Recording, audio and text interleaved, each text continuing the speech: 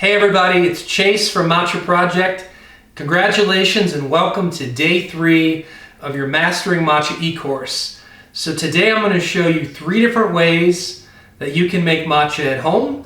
So the first method I'm going to show you is the traditional Japanese method. So to do that, I need a couple tools. So what do I have here in front of me? I have this guy. So this is it's called a chasen in Japanese, otherwise known as a tea whisk.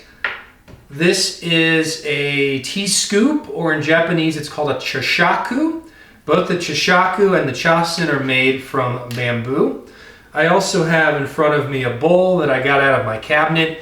Any bowl that you have at home will do. In Japan, the traditional bowl that you would be using is called a chawan. Also have this.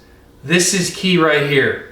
Tip number 1, when making yourself matcha, no matter what kind of matcha, I highly recommend that you use one of these. So this is a strainer or a sieve. The idea is you're going to put your matcha powder into this, and if there's any clumps in the matcha, it's going to break it up. So you want to use this. I also have my water here. You can see there's some steam. Maybe you can see the steam coming off of it. So I went ahead and boiled this, and I'm now letting it cool. Tip number 2 for making matcha. You don't want to use boiling temperature water. It's not going to make a pleasant drink. You want to let it cool down just a little bit, maybe 3 to 5 minutes, about 175 degrees, and it's going to just give you a much better flavor. Matcha is not designed to be made with boiling temperature water, so make sure you let it cool down just a little bit. I also have some matcha here, so this is our Master's Supreme Organic Ceremonial Matcha Blend. I'm going to use that, and then I also have another bowl, and so I'm going to use this other bowl. Actually, I'm going to go ahead and get started. I'm going to pour a little bit of water in this, and what I'm going to do is I need to soften up the whisk. The tea whisk, it needs to be, the bristles are hard, so it's a bamboo wood, but we need to soften it up a little bit. So I'm going to go ahead and just put it in here in the water for just a few seconds. Let the chasen absorb a little bit of the hot water. Go ahead and give it a little stir here as well. And again, I just want to soften this up. If we don't soften it up, there's a chance some of the bristles could potentially break as I'm making the matcha. So I don't want that. So I'm gonna go ahead and just soften it up. All right, it's good to go. It's ready. All right. Next up, I'm going to take this sieve, put it over my bowl, get a little bit of the matcha powder.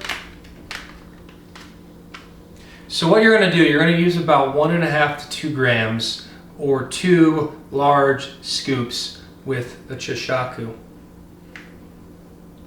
It's a big guy right there, big one. Go ahead and put that in there. I'm going to go ahead and get one more. Beautiful powder.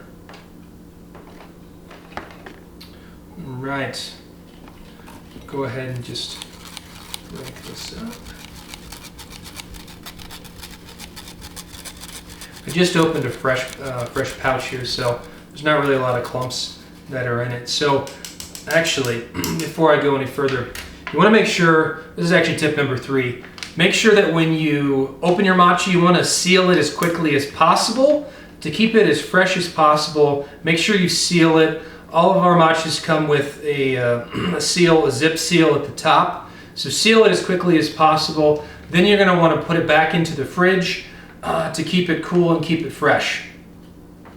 So I did that. All right. Now I'm going to use a little bit of water. So you really want about a 1/4 cup of water, maybe a 1/3 cup of water. Not a lot of water, just a little bit of water. I'm going to go ahead and just dump it on the side of the bowl. All right, take my chasen. I'm going to go ahead and stir around the edges quickly before I start whisking. Just want to get it stirred up. Okay, what I'm going to do next is I'm going to take the chasen and I'm going to stir it back and forth very quickly in an M or a W shape. You don't want to press the chasen into the bottom of the bowl because that also could cause the little tines of the whisk to break off. So I want to just kind of lift it up a little bit, just so and then it's just on the surface of the water, and I want to really aerate the matcha in the water and mix it together. So that's beautiful. It's ready to go. At this point, if you wanted it to be less concentrated, you could take a little bit more water and add it to it. Totally up to you. I like to enjoy this consistency. I like it a little bit more concentrated, just the flavor raw. Cheers.